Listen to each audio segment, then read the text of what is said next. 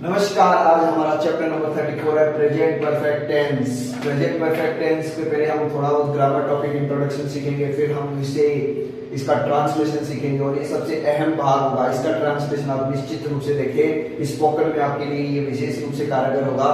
मैंने आपके लिए बहुत अच्छा मेथड बनाया है। देखिए, हम चैप्टर नंबर 35 में ट्रांसलेशन पढ़ेंगे, पहले थोड़ी बहुत ग्रामर देख लेते हैं।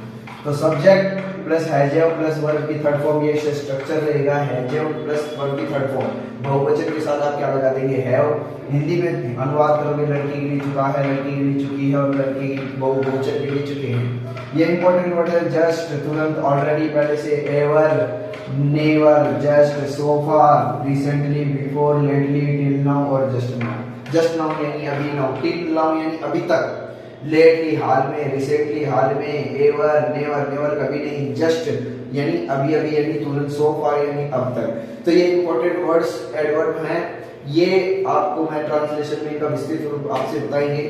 तो आप देखिए, an action that has recently finished express in present perfect tense. हाल ही में कोई एक्शन समाप्त हुआ है लेकिन जिसका प्रभाव आप पर अब तक है, तो उसे हम क्या कहेंगे? Present perfect. जैसे आपने सुबह ब्रेकफास्ट किया तो दोपहर तक आपको भूख नहीं लगेगी क्योंकि उसका प्रभाव अभी तक है, तो वही प्रेजेंट परफेक्ट में आता है। जैसे आई हैव टेकन ब्रेकफास्ट।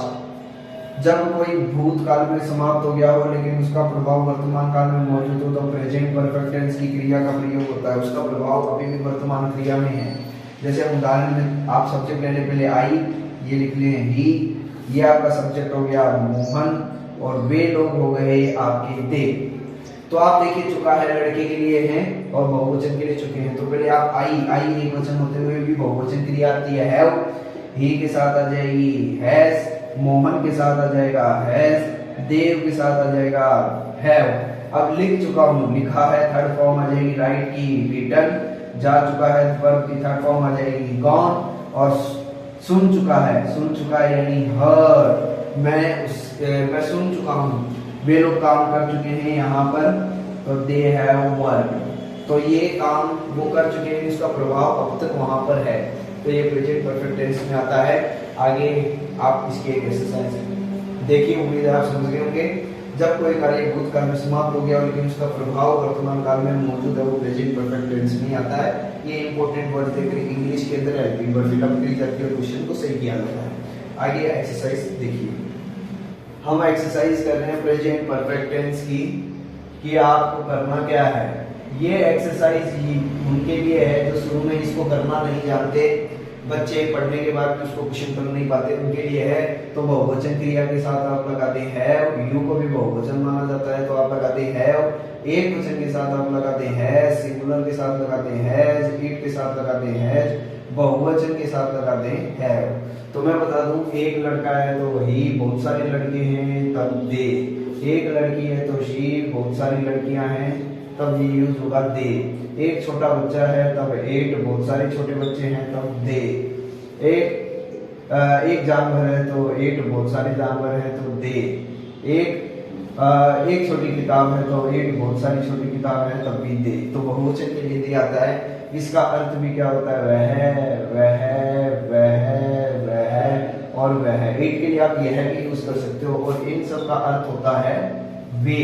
तो वे बहुवचन माना जाता है। तो आप माई फ्रेंड के साथ आ जाएगा हैज, माई फ्रेंड्स के साथ आ जाएगा have, my dog, the dog के साथ आ जाएगा हैज। एक वचन है, ये देखो बहुवचन है तो इसके साथ आप लगा दें हैव। और हैजो के साथ वर्ब की थर्ड फॉर्म आ जाएगी, प्ले की थर्ड फॉर्म हो जाएगी प्लेड, ईट की थर्ड फॉर्म हो जाएगी ईटन, रीड की थर्ड फॉर्म रेड। बोला जाता है रेड, क्रिया वही होती है। डांस की थर्ड फॉर्म हो जाएगी डांस, डाई की थर्ड फॉर्म हो जाएगी डाइड, कम की थर्ड फॉर्म हो जाएगी कम, गो की थर्ड फॉर्म हो जाएगी गॉन और यहाँ पर भी आ जाएगा गॉन। बार्क की थर्ड फॉर्म हो जाएगी बार्क्ड और ये भी हो जाएगी बार्क। तो ये आपने सीखा है जब लगाकर, वर्ब की थर्ड फॉर्म लगाकर आप प्रेजेंट परफेक्ट। मैं खेल चुका हूँ, तुम खा चुके हो, वह पढ़ चुका है, वह डांस कर चुकी है, एट डाइड, वह मर चुका है, दे हैव कम, वो आ चुके हैं। तो ये सब इसका हिंदी अनुवाद हो जाएगा। आगे एग्जांपल देखिए, जो मेन बोर्ड एग्जाम में और कॉम्पिटिटिव एग्जाम में किस तरह से सवाल पूछे जाते हैं, कैसे आपको वर्ड फिलअप करने की हुई एक्सरसाइज करेंगे। सिंपल सी एक्सरसाइज देखिए। आज की एक्सरसाइज ये लास्ट है, इस चैप्टर में इतना ही है। पहले आप समझ लें, इंपॉर्टेंट वर्ड आ गया येट। तो आप देख चुके हैं कई वाक्य के आधार पर भी आपको तय करने होते हैं, जैसे कि वाक्य को कई चेंज करने भी होते हैं, आपको हिसाब से आपको करना है। आप देख रहे हो फॉर द लास्ट 3 मंथ्स, ये फॉर आने पर प्रेजेंट परफेक्ट कंटिन्यूअस में भी यूज होता है, लेकिन आप इसे प्रेजेंट परफेक्ट में भी यूज कर सकते हो। आगे के रूल में आपको समझा दिया जाएगा। येट जैसे आ गया, जस्ट नाउ आ गया, आप देख रहे हैं रिसेंटली आ गया। तो ये सारे शब्द आप लोग देखें प्रेजेंट परफेक्ट में यूज होगा। तो आप सब पहले सब्जेक्ट देख लें, और ये आ गया हैज, और हम कर रहे हैं प्रेजेंट परफेक्ट टेंस।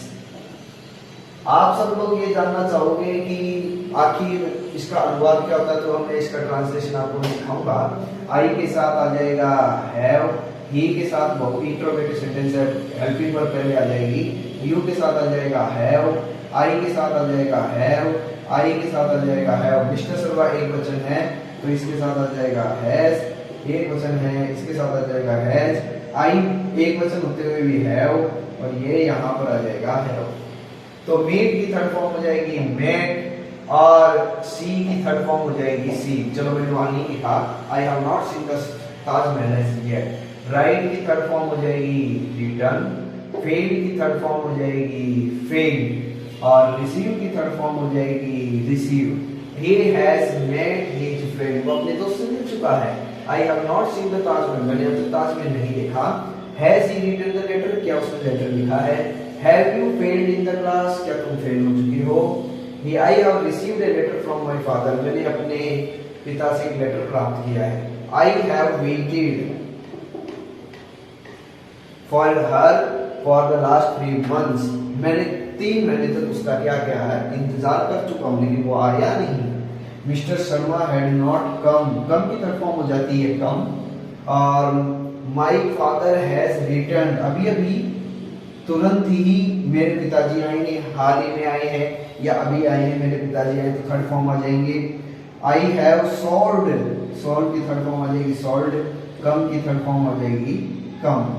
तो हेल्पिंग वर्ब आप लगा दें सब्जेक्ट के अकॉर्डिंग, और थर्ड फॉर्म लगा दें, इंपॉर्टेंट वर्ड्स को देखकर आप लगा सकते हैं।